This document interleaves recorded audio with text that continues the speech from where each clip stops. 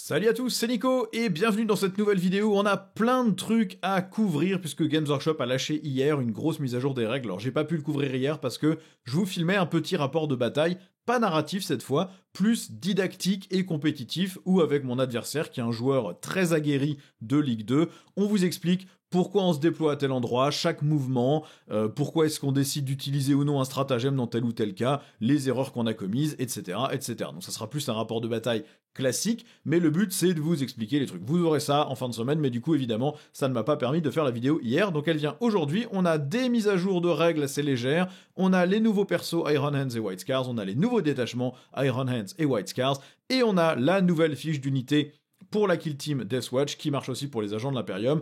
Il y a aussi normalement dans l'appli tout ce qui est Necron, mais c'est pas sorti officiellement dans les téléchargements, donc je vous couvrirai peut-être ça dans une nouvelle vidéo quand ça sera sorti dans les PDF, parce que là actuellement moi je n'ai pas accès à ces infos. Bon alors déjà, merci à Games Workshop d'avoir enfin rajouté un petit encart là qui vous dit ce qui a changé et à quelle page. Ça vous évite de scroller tout le document pour trouver ce qui a changé et qui est en rouge, donc c'est quand même nettement plus sympa. J'ai l'impression qu'ils l'ont pas utilisé sur tous les packs de factions, il y a des packs de factions qui sont marqués comme étant mis à jour, mais qui n'ont rien du tout dans l'encart, donc ça je saurais pas vous dire ce qui a changé, puisque je connais pas par cœur l'intégralité de toutes les règles du jeu malheureusement. Ce qui est sûr c'est que pour la mise à jour des règles de base, le seul changement c'est une petite section dans les mouvements normaux qui dit qu'une unité ne peut pas faire plus d'un mouvement normal par phase. Il n'y a pas beaucoup de cas où ça rentrait en ligne de compte, mais typiquement, il y avait des mouvements qui étaient possibles, mon mouvement réactif sur une unité, et dans certains détachements, on pouvait encore utiliser un stratagème pour faire un autre mouvement réactif,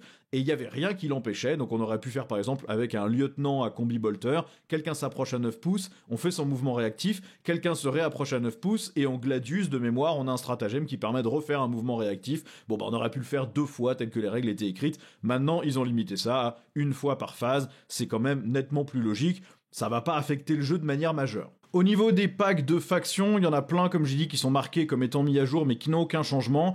Un qui a un changement, c'est le pack de factions des Space Marines. Ils ont juste ajouté le mot-clé Land Raider sur le Land Raider Crusader et Redeemer. C'est probablement utile pour les Black Templars, qui ont certains détachements qui leur donnent des bonus. S'ils débarquent d'un Land Raider, il y a certains stratagèmes qui sont liés à ça, et ces Land Raiders n'avaient pas le mot-clé Land Raider, ils avaient le mot-clé Land Raider Crusader et Land Raider Redeemer. Maintenant, ils sont considérés comme des Land Raiders normaux, ce qui fait que les stratagèmes qui affectent ce type de véhicule affectent aussi le Redeemer et le Crusader. À part ça, vous avez les 2 nouveaux détachements et les 2 nouveaux persos nommés qu'on va passer en revue juste après, plutôt sur un petit format PowerPoint pour que ça soit plus clair. Dans le pack de faction Drukhari, ils ont indiqué qu'ils ont mis à jour le détachement Paris de la Faucheuse. Ça doit être juste des changements de phrasé, parce que je ne vois absolument rien qui a changé dans les différentes améliorations et stratagèmes. Donc je sais pas trop ce qu'ils ont modifié ici. Ce qui est sûr, c'est qu'au niveau des FAQ et des errata, ils ont rajouté des choses. D'abord, comme prévu, le Venom ne permet pas de réembarquer des unités à portée d'engagement.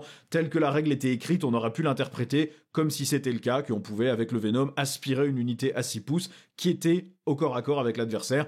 Ils ont réécrit ça pour bien préciser qu'il ne faut pas être à portée d'engagement. C'était sûr que ça allait être faqué, mais au moins comme ça, c'est clair. Et ils ont rajouté quand même la règle corsaire et comédien itinérant qui vous permet de rajouter des arlequins et des anrats, donc c'est les corsaires de mémoire, que vous pouvez ajouter dans n'importe quel détachement, pas juste dans le détachement Paris de la Faucheuse pour les harlequins, et donc vous pouvez mettre jusqu'à 500 points si vous jouez à 2000 points, jusqu'à 750 points si vous jouez à 3000. Donc c'est un quart de votre armée à peu près qui peut être pris, c'est même un quart tout court, qui peut être pris dans votre armée de harlequins ou de corsaires. C'était pas le cas dans le codex de mémoire, ou en tout cas c'était écrit de manière étrange, donc maintenant au moins vous pouvez tout prendre. Dans le pack de faction Black Templar, ils ont fait la même, ils ont ajouté le mot-clé Land Raider au Land Raider Crusader, puisque les Black Templars ont leur propre fiche technique pour les Land Raider Crusader, donc ils ont gagné le mot-clé Land Raider, ce qui fait que, évidemment, ce Land Raider peut être utilisé avec le stratagème du détachement Godhammer, qui permet d'avoir de plus gros bonus quand une unité a débarqué d'un Land Raider. Sur tous les autres packs de faction, ils sont mis en jaune comme s'ils avaient changé, mais quand on regarde à l'intérieur, il y a rien dans l'encart de changement, il y a rien qui a été mis en rouge, donc a priori, à moins qu'ils se soient pris les pieds dans le tapis, il y a rien qui a changé là-dedans. On va donc passer aux nouvelles fiches d'unité et aux nouveaux détachements, en commençant par les Space Marines. Alors du coup, on commence par Canog Var, il vaut a priori 100 points, il bouge de 5 pouces, il est endurance 5, save à 2, invuln à 4, 6 PV, commandement de 6, OC1, il a un insensible à la douleur à 5, Il peut mener des Terminators classiques et des Terminators d'assaut, et il va donner à toute son unité touche fatale contre les monstres et les véhicules, ou touche soutenue contre n'importe quelle autre unité. Il va aussi, au début de la bataille, pouvoir choisir n'importe quelle unité infanterie de votre armée, si elle est Adeptus Astartes évidemment, et lui donner Scout 6. Ça c'est très utile, puisque ça vous permet d'avoir son pack à lui potentiellement qui bouge de 6 pouces en plus, ou de donner ça à des vétérans d'assaut que vous voudriez balancer en avant, un autre pack de Terminator que vous voulez amener rapidement sur un objectif pour tanker, ça marche très bien, et il permet aussi de redéployer une unité avant de savoir qui va commencer la bataille, donc ça vous permet de repositionner potentiellement l'unité qui avait la règle scout pour la mettre plutôt d'un autre côté de la table, si jamais là où elle avait été placée ça vous embête, par exemple votre adversaire vous a bloqué un peu votre mouvement de scout avec des infiltrateurs, et bien comme ça vous permet potentiellement de jouer comme ça. Au tir, il a juste un Stormbolter de base, par contre au corps à corps, il a 5 attaques, force 8, PA-2, dégâts 2, donc c'est un gantelet énergétique, et il a 10 attaques, qui touche à 2, force 5, PA-2, dégâts 1 si vous préférez nettoyer des petits cordons. Les deux auront évidemment touche soutenue ou touche fatale en fonction de ce que vous attaquez. C'est, à mon sens, un bon personnage. Il tape bien, il a de très bonnes aptitudes, et on va voir que dans le détachement Iron Hands, il est de toute façon indispensable, puisqu'il va vous donner un deuxième serment de l'instant sur toute votre armée, en fait, une fois que vous avez détruit le premier, donc c'est très très fort. C'est un très bon personnage, il mènera très bien des Terminators ou des Terminators d'assaut, en fonction de ce que vous préférez jouer. Ça peut être l'occasion de le mettre avec les nouveaux Termis qui vont sortir dans la nouvelle Battle Force. Au niveau du détachement Iron Hands, c'est le marteau des Avernis. Alors c'est un détachement qui est plus ou moins le détachement force de frappe de la première compagnie, sauf qu'il a une bonne règle, lui, qui est la relance du jet de blessure de 1 dès que vous attaquez la cible de votre serment de l'instant. Donc c'est comme le détachement des Imperial Fist, c'est la même règle. C'est très bien, ça veut dire que quand vous attaquez la cible du serment de l'instant, vous relancez toutes les touches, vous relancez les blessures de 1, et vous avez plus 1 pour blesser, ce qui fait qu'il y a plein de cas où vous allez blesser à 3+, relance D1, voire 2+, relance D1, ce qui fait une blessure très stable, donc c'est fort. Et en plus, si vous avez Canuck Var sur la table, et qu'il voit une unité, et bien quand vous avez détruit votre cible du serment de l'instant, vous pointez cette unité ennemie visible de Canuck Var, et ça suffit à la désigner comme deuxième serment de l'instant. Donc vous attaquez votre première cible du serment de l'instant, vous la défoncez, Canuck Var pointe une deuxième, et il la défonce aussi, c'est très fort, et ça marche une fois par round de bataille, pas une fois par bataille, donc c'est vraiment très bien. Évidemment, dans ce détachement, vous ne pouvez inclure que des unités Iron Hands, vous ne pouvez pas rajouter un perso Salamanders, Ultramarines ou des unités Blood Angels, ça c'est normal. Au niveau des stratagèmes, on a l'armure de mépris, le classique, il n'y a rien de spécial à dire pour un PC, -1 à la PA adverse, sur une activation ennemie. Je rappelle quand même que dans la data slate, ça marche plus sur toute la phase, ça marche juste sur une activation ennemie, donc faut bien choisir quand vous l'utilisez. Mais quand vous allez jouer ce détachement avec plein de Terminators, et bah si on vous tire dessus en PA -1, en armure du mépris sur des Terminators, vous restez à save à 2, et si vous êtes à couvert, vous pouvez même annuler de la PA -2. Ça veut dire que des armes PA -3, vous mettez que en save à 3+. Ça marche aussi très bien sur n'importe quelle autre unité Space Marines, mais sur des Terminators particulièrement, ça peut être incroyablement compliqué de les tuer quand ils sont à couvert avec ce stratagème. On a ensuite Férocité Cogité, ça se joue à votre phase de combat. Pour un point de commandement, une unité Dreadnought, Terminator ou Vétéran, n'importe lesquels des vétérans, n'importe lesquels des Terminators, va gagner touche soutenue ou touche fatale au corps à corps.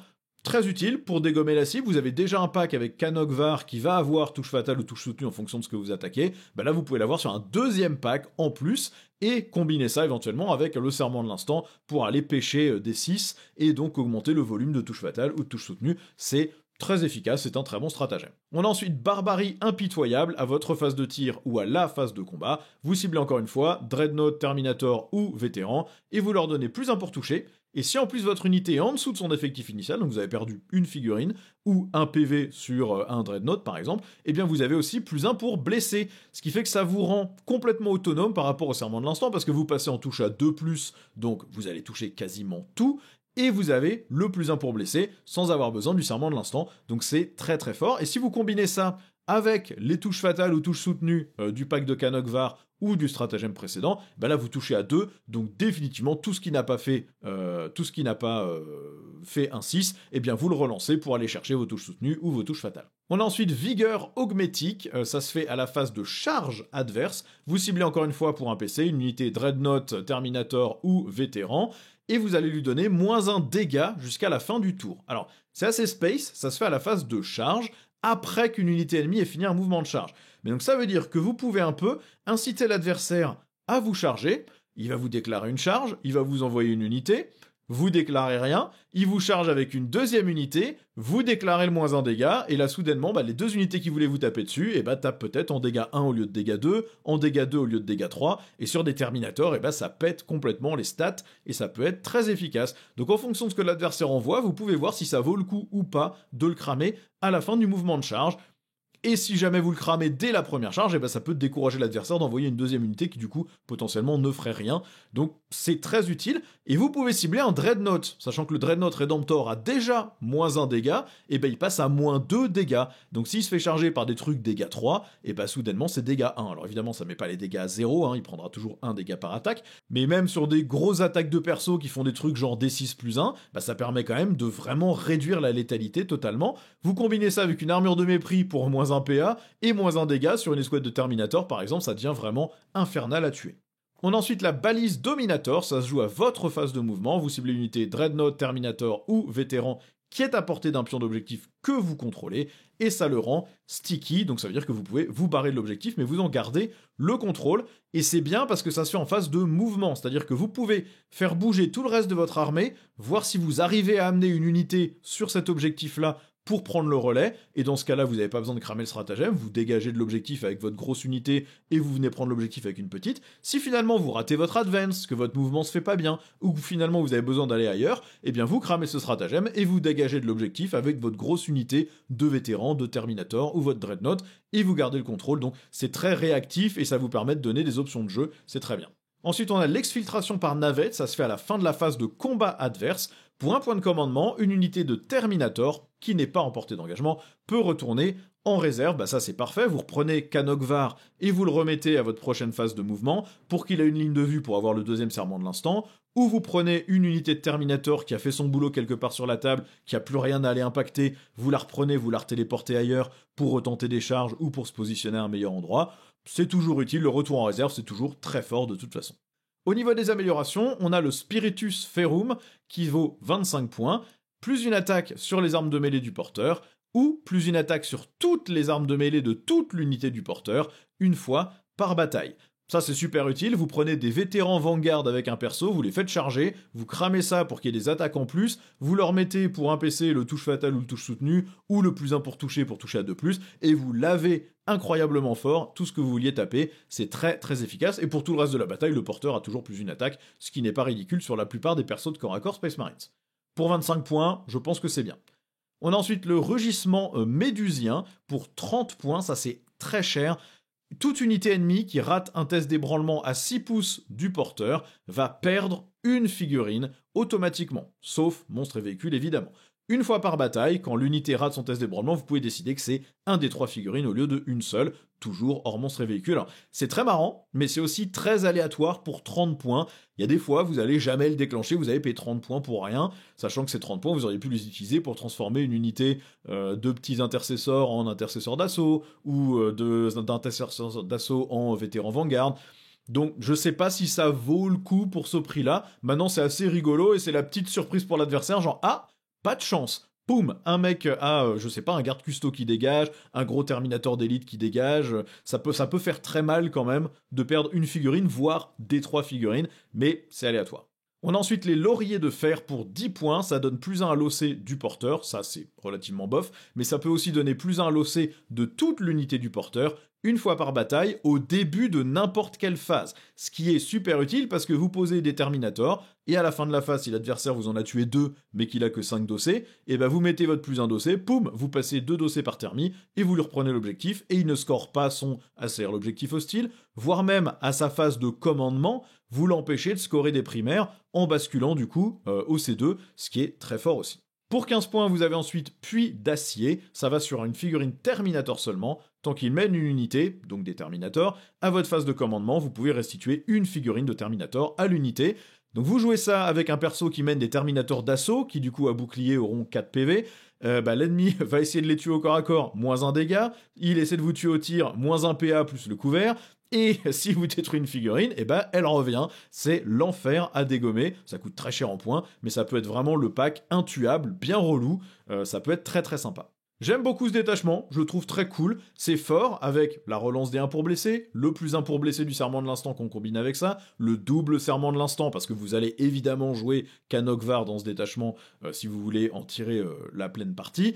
Et vous avez plein de boosts pour mieux tanker, plein de boosts pour faire plus de dégâts, ça incite à jouer des Terminators, ça incite à ressortir vos vétérans Sternguard même, vos Blade Guard si vous les aviez pas joués depuis longtemps, même si je crois qu'en compétitif ils ont été ressortis quand même de plus en plus en petites unités avec un judiciaire, des choses comme ça.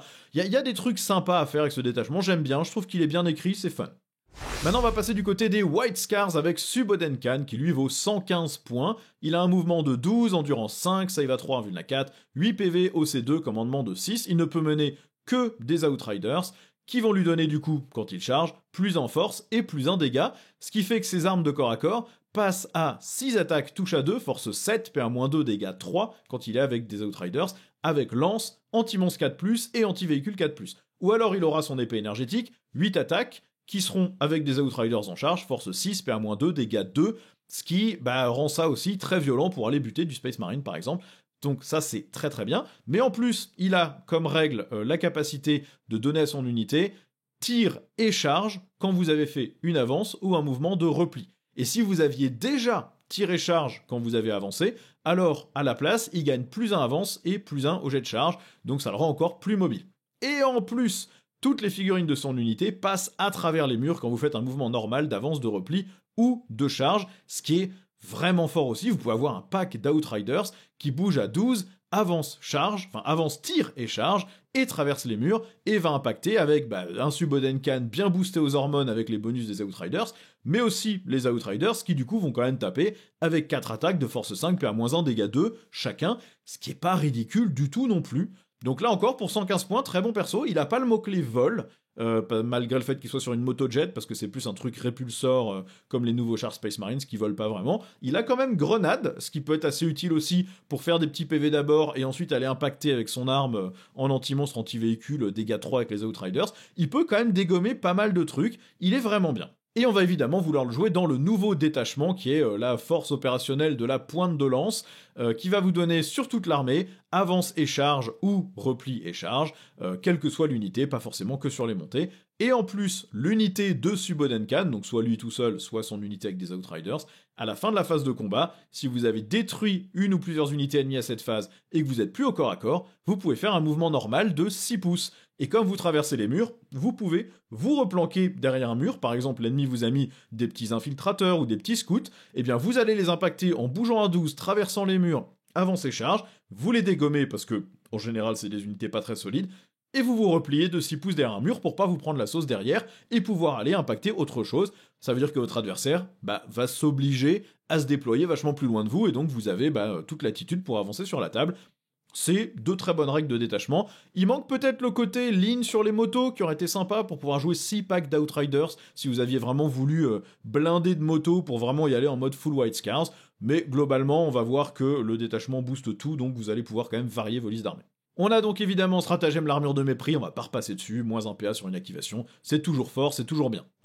On a ensuite les instincts du chasseur, ça se joue à la phase de mouvement adverse, après qu'un adversaire ait fini un mouvement normal d'avance ou de retraite à 9 pouces d'une de vos unités, vous ciblez l'unité infanterie ou montée, et pour un PC elle fait un mouvement réactif de 6 pouces. Pour un PC, 6 pouces direct, c'est super bien. Hein. Moi, en Drukhari, j'ai un mouvement réactif de D6 pouces et ça me coûte 2 PC. Donc là, ça, c'est vraiment pas mal du tout. Et c'est aussi limité de mémoire à une unité infanterie ou montée. Donc ça, c'est très très fort. Ça vous permet de vous recacher, d'écranter un mouvement adverse pour éviter qu'il vienne vous charger une unité que vous vouliez protéger, de mettre plus d'OC sur un objectif, de bloquer un adversaire, d'empêcher un adversaire de faire un secondaire. C'est toujours super efficace d'avoir ça dans sa petite bannette à stratagème. Il est très bien. On a ensuite coup de lance et de sabre, ça se joue à la phase de combat. Pour un PC, une unité va gagner lance ou touche fatale, et si elle est montée, elle va gagner lance et touche fatale, ce qui est très fort. Par exemple, un pack d'intercesseurs d'assaut à jetpack ou des vétérans Vanguard, vous leur mettez lance pour qu'ils blessent vraiment bien et qu'ils dégomment tout, si jamais ils attaquent une cible qui n'est pas votre serment de l'instant. N'importe quelle unité qui va au corps à corps bénéficiera de lance ou touche fatale de toute façon, mais vous pouvez aussi mettre ça sur le pack de Suboden et de ses Outriders. Suboden, il a déjà lance sur son arme, mais du coup vous la lui donnez sur son épée énergétique qui a plus d'attaque et qui avec les Outriders sera dégâts 2. Et les Outriders, eux, ils seront en 4 attaques, force 5, PA-1, dégâts 2, lance et touche fatale. Donc là encore, ça peut commencer à faire du dégât, hein. C'est un profil d'attaque de Hélion, hein. Ils tapent comme des Hélions, sauf que c'est des petites motos. Franchement, et vous avez touche fatale au lieu de touche soutenue sur des Hélions. Non, c'est vraiment très bien. C'est un très bon stratagème qui vous aidera sur n'importe quel pack de l'armée. On a ensuite manœuvre d'évasion, ça se joue à la phase de tir adverse. Pour un point de commandement, une unité montée ou un véhicule qui a le mot-clé vol va avoir -1 pour être touché et -1 pour être blessé. Ça, c'est un énorme bonus de résistance pour un PC. Vous avez un Storm Speeder, par exemple, qui a -1 touche, donc la plupart des trucs vont le toucher à 4+, et ensuite -1 blesse, donc il sera jamais blessé à mieux que 4+, ou 3+, allez, vraiment au mieux. Si vraiment vous tombez sur de la force 18, je crois qu'il est endurance 9. Bref, ça devient compliqué à sortir. Le pack de moto de Suboden ou un autre pack de moto, -1 touche, -1 blesse, vous allez quand même vraiment bien encaisser. C'est très fort et c'est un très bon stratagème aussi. Par contre, c'est que au tir, vous pouvez pas évidemment le faire au corps à corps. Vous avez ensuite létalité véloce à votre phase de mouvement, vous ciblez n'importe quelle unité Adeptus Astartes et vous pouvez avancer et tirer ou vous replier et tirer. La règle de détachement c'est déjà avancer charge, replier charge, là du coup vous avez avance et repli et qui vous permet de tirer et de charger. Super utile pour libérer une unité qui était coincée au corps à corps mais qui a besoin de shooter. Super utile aussi pour dégager une unité mais qui soit capable d'aller ailleurs et de shooter autre chose potentiellement et du coup d'avoiner cette unité ennemie qui était au corps à corps. Et si vous ciblez l'unité de Suboden Khan, eh bien comme il aura du coup et avance, repli, tire et charge, eh bien ça va lui donner son petit bonus de +1 au jet d'avance et +1 au jet de charge. Pour un PC, c'est pas incroyable comme bonus, mais ça peut aider des fois si vous avez vraiment besoin de vous garantir une avance à 2 et une charge à 4, et vous êtes tranquille, vous garantissez que ça réussit.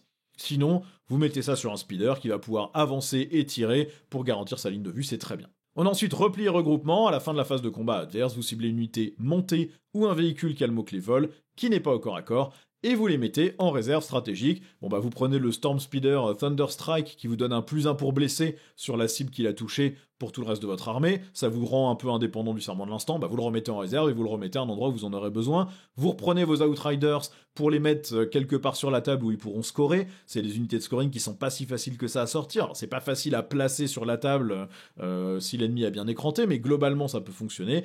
C'est des choses qui obligent l'adversaire en tout cas à réfléchir à comment il va se positionner sur la table, parce que jusqu'au dernier tour, vous pouvez toujours refaire une arrivée depuis les réserves, soit avec un truc qui a la frappe en profondeur, soit avec des motos qui ne l'ont pas, mais du coup ça donne des trucs assez sympas quand même. Au niveau des améliorations, on a le parangon de pointe de lance pour 15 points, ça va sur n'importe quelle figurine Adeptus Astartes, vous lui donnez +1 en force et +1 en PA sur toutes ses armes de mêlée. Ça vous pouvez mettre ça sur, si vous avez envie, un capitaine Gravis qui tape déjà bien fort avec son point énergétique et son épée tronçonneuse, mais vous pouvez aussi le mettre sur n'importe quel perso de corps à corps, même un chaplain à moto, parce qu'en plus quand vous avez chargé, c'est +2 en force et +1 en PA. Donc un chaplain à moto qui accompagne les Outriders, quand il a chargé, il a 5 attaques qui touchent à 2, de force 9, PA-3, dégâts 3, avec +1 pour blesser de base, sans même le serment de l'instant. Ou alors vous mettez ça sur un judiciaire pour qu'il déboîte encore plus. Bref, quasiment tous les persos bénéficieront de ça, et ça fera de la méga violence. Même le capitaine Space Marines qui s'énerve et qui gagne un nombre d'attaques une fois par bataille, vous lui mettez ce bonus-là, c'est très très fort. Vous avez ensuite la sagesse des devins d'orage pour 15 points. Ça vous donne la capacité de relancer les jets d'avance pour l'unité du porteur. Si vous reste 15 points, pourquoi pas. Maintenant, vous avez déjà quand même l'avance et charge sur toute la table. Vous allez jouer des trucs rapides, des motos, des speeders, des trucs à jetpack, parce que c'est un peu le but de ce détachement quand même. Donc est-ce que vous avez vraiment besoin de relancer vos avances? Ça peut vous sauver de temps en temps, mais bon, pour 15 points, je sais pas s'il n'y a pas mieux quand même. Vous avez ensuite l'œil du chasseur pour 20 points, qui va donner touche soutenue au tir et ignore le couvert à l'unité du porteur. Pourquoi pas sur un personnage qui accompagnerait des désolators pour du tir sans ligne de vue. Ça vous permet quand même d'avoir un petit peu plus de volume sur des armes qui ont déflagration, qui tirent sans ligne de vue, qui vont toucher que sur du 4+, mais vous pourriez relancer les touches avec un serment de l'instant. Et le ignore le couvert, comme quand vous tirez sans ligne de vue, l'ennemi est automatiquement à couvert, ça permet d'éviter qu'il gagne des bonus à sa save, ça peut être assez cool. Sinon vous mettez ça sur des Hellblasters, des Eradicators, même des intercesseurs de base, il y a plein de trucs qui peuvent être sympas avec ça. Maintenant il faut payer le perso pour donner le bonus à ces unités, et vous avez quand même plutôt un détachement qui vous incite à jouer du corps à corps, donc à voir.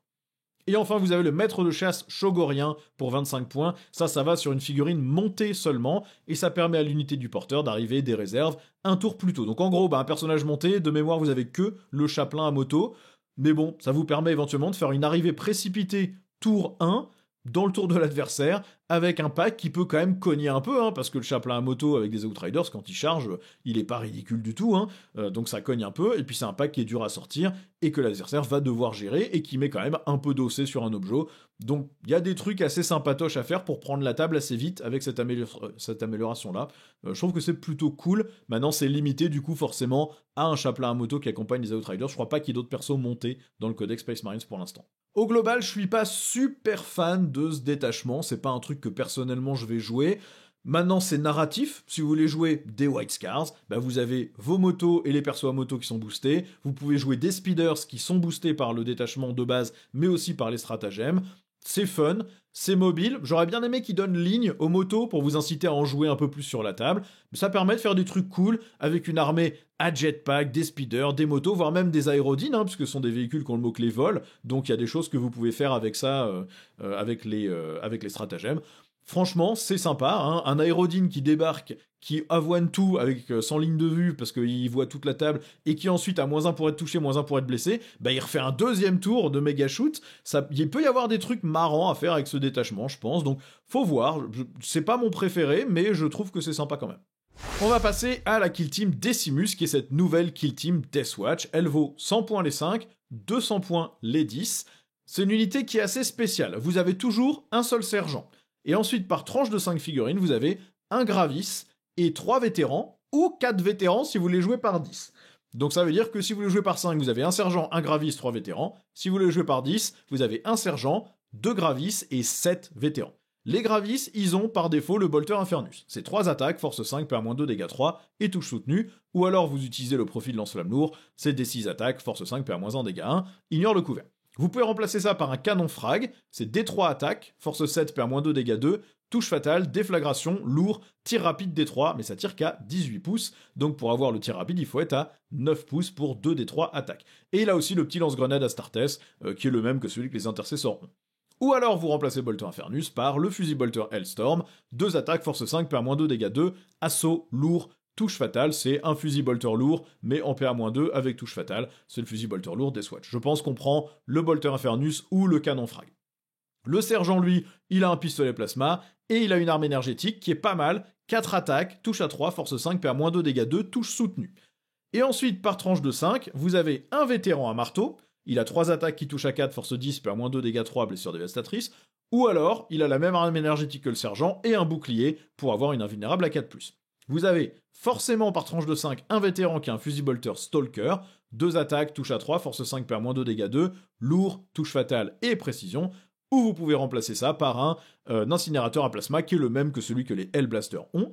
Et vous avez forcément un vétéran qui a une carabine d'élite, 2 attaques, touche à 3, force 5, PA-1, dégâts 1, lourd, touche fatale, ou vous pouvez remplacer ça par un couteau de combat qui est le même que ceux que les Reavers ont, c'est 4 attaques, force 4, PA-1, dégâts 1, avec précision. Et si vous voulez jouer par 10, vous ajoutez encore un vétéran qui lui a une lame de xénophase. Il va donc faire 4 attaques, force 5, PA-2, mais seulement dégâts 1 avec blessure dévastatrice. La composition d'unité est compliquée et très mixte. Leur règle, c'est de relancer les 1 pour toucher ou toutes les touches contre les Xénos, donc ce qui n'a pas le mot-clé Imperium ou KO. Ils ont le mot-clé Tacticus, donc ça ne rentre pas dans un Rhino, à l'inverse des vétérans Deathwatch dont la fiche existe toujours dans l'index Deathwatch et en agent de l'Imperium, donc ils sont moins transportables. Le Gravis servira seulement de PV tampon. Il est endurance 6, mais on blesse sur l'endurance majoritaire de l'escouade, qui est une endurance 4. Donc tant qu'il ne reste pas au moins autant de Gravis que d'autres vétérans, on blesse sur une endu 4. Donc sur une kill team de 5, il faut qu'il reste un vétéran et un Gravis pour que ça blesse sur une endu de 6. Et sur une kill team de 10, il faut qu'il reste 2 vétérans et 2 Gravis pour que ça blesse sur une endurance de 6. Donc c'est pas terrible. Et en plus, le Gravis bouge que de 5, ce qui fait qu'il y a des moments, il va ralentir un petit peu votre unité. Pas beaucoup, mais un petit peu. C'est un rôle assez mixte. Si vous voulez jouer par 5, vous avez un gars qui tape et 2 gars qui tapent et 3 gars qui tirent. Si vous voulez jouer par 10, vous avez 4 gars qui tapent et 6 qui tirent. C'est un peu mélangé. Après, ils sont au C2, ce qui est pas mal. Mais pour le même prix, à 100 points, vous avez 5 vétérans classiques. Et pour 10 points de moins, vous avez 10 vétérans classiques qui, eux, rentrent dans un Rhino, auront 4 marteaux avec les blessures dévastatrices et 4 boucliers, au lieu de 2 marteaux ou 2 boucliers, et ils seront beaucoup plus efficaces dans un rôle de corps à corps, où vous pouvez les équiper en shoot, où vous allez avoir 2 Bolter Infernus, 2 canons frag, et des fusils à pompe dégâts 2. Bref, ils sont plus flexibles, plus intéressants, et le seul truc que vous avez pas, c'est le Gravis qui a 3 PV pour servir de tampon. Ils peuvent être rejoints par tous les personnages qui peuvent rejoindre une Kill Team Fortis, donc en gros c'est tous les personnages qui peuvent rejoindre des intercessors, donc quasiment tous les personnages Tacticus Space Marines. Donc vous pouvez leur mettre un archiviste pour une invulna 4, comme ça vous prenez les marteaux et pas les boucliers, ou vous pouvez leur mettre un capitaine pour des PC gratos, ou vous pouvez leur mettre un chaplain pour un +1 pour blesser. Il y a plein de trucs que vous pouvez faire, mais globalement, dans l'index Deathwatch, il y a mieux, quoi. Hein. Si vous voulez plus de tir, si vous voulez vraiment une kill team de tir, vous prenez la Fortis, qui avoine vraiment bien maintenant pour 180 points seulement, et qui sont au C2 aussi. Ou vous prenez les vétérans Deathwatch pour du corps à corps, qui sont aussi au C2, qui rentrent dans un Rhino et qui tapent plus fort au corps à corps, voire même qui tirent plus fort si vous les équipez en shoot. Donc je sais pas trop quel rôle elle remplit celle-ci. Probablement, ça sera le remplacement des vétérans Deathwatch classiques, puisqu'ils ne sont plus vendus par Games Workshop, c'est pas des Primaris, ils sont plus vendus, et donc sans doute qu'en V11, les vétérans de base partiront en légende, et c'est ceux-là qui rempliront ce rôle-là à la place. J'imagine que c'est ça le plan. En attendant, personnellement, en Deathwatch, je vais les sortir et les peindre pour voir, les assembler et les peindre pour voir ce qu'on peut faire, mais je suis pas ultra emballé. Il n'y a pas de petit équipement spécial, il n'y a pas de petite règle spé intéressante, c'est un peu dommage, je suis pas super emballé par les possibilités de jeu de cette unité. Vous pouvez aussi la jouer en agent de l'Imperium, c'est le même prix, c'est exactement les mêmes options d'équipement, mais c'est un peu différent parce qu'ils n'ont pas le mot-clé Tacticus, et donc ils peuvent rentrer dans un Rhino, sachant que chaque Gravis prend la place de 2 figurines, mais un Rhino c'est 12 figs, donc vous pouvez rentrer une unité de 10 entière dans un Rhino sans problème, et ils peuvent être menés par les personnages qui mèneraient n'importe quel kill team de la Deathwatch, donc de mémoire, les Inquisiteurs doivent pouvoir les prendre, et puis n'importe lequel autre perso du codex à peu près, doit être à peu près capable de faire ça, le maître du guet peut les mener aussi, etc. Vous pourriez potentiellement prendre la kill team Aquila des agents de l'Imperium et l'allier du coup en Deathwatch pour qu'il puisse rentrer dans un Rhino, parce que le Rhino c'est vraiment bien, c'est une petite brique vraiment chiante à tuer parce que vous pouvez la cacher facilement dans une ruine, qui fait ensuite des secondaires, qui protège votre unité contre du corps à corps. Mais le problème, c'est que du coup, ils ont pas tactique de mission, donc ils profitent pas des règles de la Deathwatch, ils ont pas accès aux stratagèmes qui ciblent les kill teams de la Deathwatch, donc c'est nul, et ils ont pas le serment de l'instant non plus, même si ça, ils en ont moins besoin parce qu'ils relancent déjà les touches de 1 ou toutes les touches sur des Xenos. Ils sont quand même, je pense, plus utiles dans les agents de l'Imperium. Je pense qu'en agent de l'Imperium, vous êtes content d'avoir cette unité parce que c'est une unité qui shoot raisonnablement bien, et vous avez pas forcément trop ça en agent de l'Imperium, un truc qui dégomme un peu de l'élite avec des bolters lourds dégâts 3. Mais non, en plus je vous dis des bêtises, parce que le bolter lourd Infernus de la kill team Aquila, eh bien il n'a pas le PA-2 dégâts 3. C'est 3 attaques force 5 PA-1 dégâts 2, donc il est moins bon oh non, c'est pas vrai, qu'est-ce qu'ils ont fichu? Cette kill team Aquila, elle a pas le même bolter lourd que la kill team Decimus de la Deathwatch. Elle est moins forte. Ah bah, je sais pas pourquoi. Voilà, me demandez pas pourquoi. C'est moins bien. Le bolter lourd est moins bon, donc dans ce cas-là, vous prenez systématiquement le canon frag. Ça vous fait quand même une unité qui est au tir et capable de dégommer du Space Marines. Vous aviez pas forcément tant de trucs que ça, capable de le faire en agent de l'Imperium, donc pourquoi pas, mais bon, je suis toujours pas très emballé. Bon, du coup, ça va être la fin de cette vidéo. Dès qu'on a les téléchargements pour les Necrons avec le Géomancien, les Tomb Crawlers, les Macrosites qui ont l'air super pénibles, c'est un truc qui va booster encore plus la résistance des packs de Spectre Canoptech qui sont déjà l'unité la plus insupportable du jeu à affronter. Donc, je pense que ça va être toxique sur table, mais faudra voir, ça va être rigolo pour le genre Necron, mais pas rigolo pour les gens qui les affrontent. Mais je vous ferai une vidéo dédiée parce que pour l'instant, les PDF ne sont pas à jour avec ces règles-là. Elles sont dans l'appli, mais pas dans le PDF, donc je vous ferai une autre vidéo pour ça spécifiquement. Celle-là est déjà assez longue comme ça. Merci à tous d'avoir regardé, désolé pour le retard, comme je vous disais, on vous a préparé un rapport de bataille qui devra arriver en fin de semaine, là mon collègue est en train de le monter de son côté pour voir comment on peut faire ça et comment on peut s'arranger pour le faire. On espère que ça vous plaira, faudra être indulgent sur le son et l'image parce qu'on a démarré avec du matos pas forcément trop adapté, ça sera pas nickel, mais au moins vous nous direz ce que vous en pensez sur le fond. En attendant, je vous rappelle que j'ai un petit partenariat avec My Hobby Place, vous savez comment ça marche, vous achetez vos figues chez eux en utilisant le lien dans la description, vous payez moins cher que chez Games Workshop, et si vous sélectionnez ma chaîne au moment de payer, eh bien moi je touche une petite commission en plus, ce qui me permet de continuer à faire ces vidéos. Merci à tous d'avoir regardé, et je vous dis à la prochaine pour une nouvelle vidéo. Ciao!